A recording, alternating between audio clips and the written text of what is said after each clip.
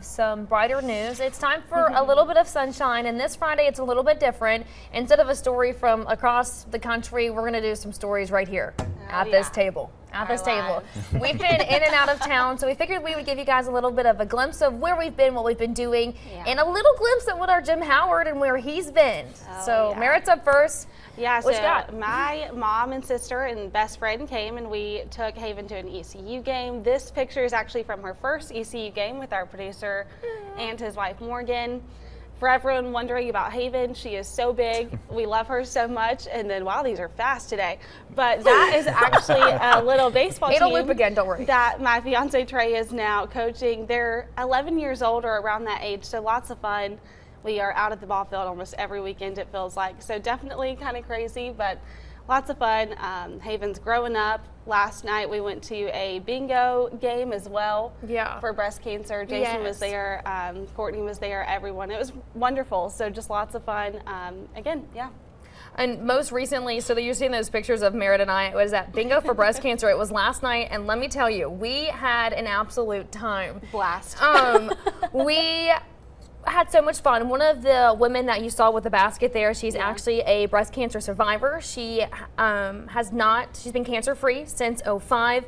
Her name is Carol Binkley, and she and her crew were just a blast to be with. But outside of that, I've been doing the traveling with weddings and bachelorettes and getting into that season of life. I've been everywhere.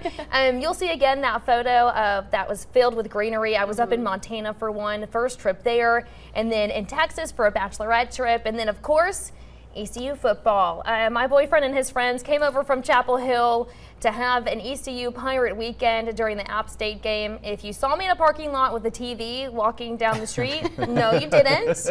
No you didn't. But we were fully committed to watching football regardless if it was ECU, Alabama, anybody and everybody. And then in the midst of that, we were there together.